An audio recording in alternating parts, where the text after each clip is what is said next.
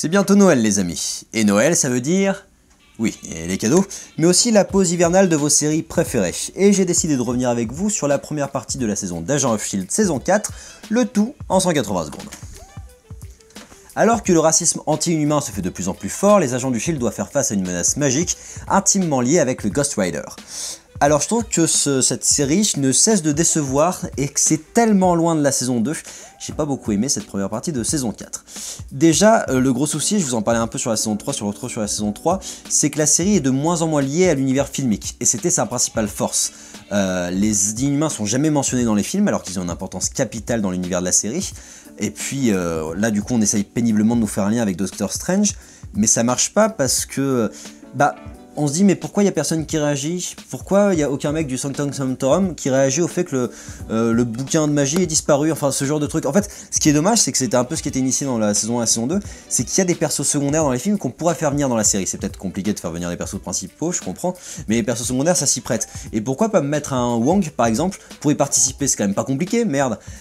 Il y a une menace immense en plus de bombes nucléaires à Los Angeles quand même, c'est pas de la petite menace, hein, c'est de la grosse menace, mais on n'appelle pas les Avengers, alors que l'équipe du Shield c'est vraiment des grosses brelles, et ça va être un autre défaut sur lequel je vais revenir, et du coup ça paraît super cheap, on n'a pas de justification. Si le Shield paraissait un petit peu plus fort, ou si on nous justifiait que les Avengers se chargent pas de certaines menaces et laissent aussi la police un peu agir, ça pourrait marcher, mais là ça marche de moins en moins. Le scénar nous balade en plus sans jamais nous rassasier. Le Ghost Rider est pas plus expliqué que ça, on nous dit ouais c'est le diable et puis ta gueule. Les cliffhangers sont nazes parce qu'on s'est pas attaché au perso. On a le perso de Tonton qui finalement se retrouve être un méchant, sauf qu'il est pas développé à une seule seconde, donc du coup on fait ah ben c'est lui le méchant, ok ben je m'en fous en fait. Ramenez-nous le perso de Kyle MacLachlan, ça c'était cool, c'était le père de Daisy, il était vachement intéressant dans la saison 2, vachement plus nuancé.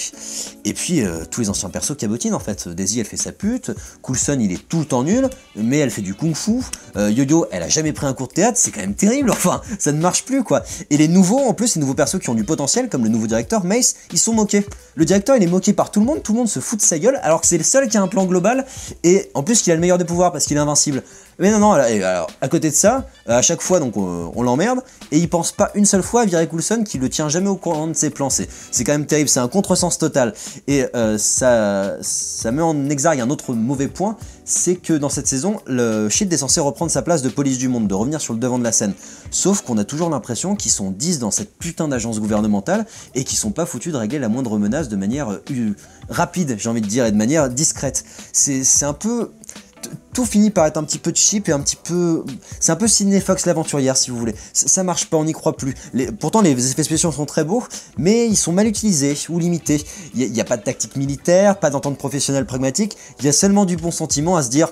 On est une famille. Et ça c'est bien dommage parce que moi j'espère toujours que la série revienne à son exergue, à son top niveau comme c'était le cas dans la saison 2. Top! Voilà, j'espère que ce début de la saison 4 vous a un petit peu plus plu qu'à moi. Apparemment, la saison va être divisée en 3 points, en 3 arcs narratifs. Donc là, ça va être sur le LMD, sur le Life Model Decoy lors du prochain arc. J'espère que ce sera un peu mieux, mais j'y crois quand même pas des masses. On croise les doigts et puis je ne manquerai pas de vous faire un retour dessus dès que ce sera diffusé. Je vous invite à liker, commenter, vous abonner. Et puis je vous laisse découvrir d'autres critiques séries et ciné en 180 secondes. Où ça? Sur la page YouTube de Directive Première. Merci Vincent.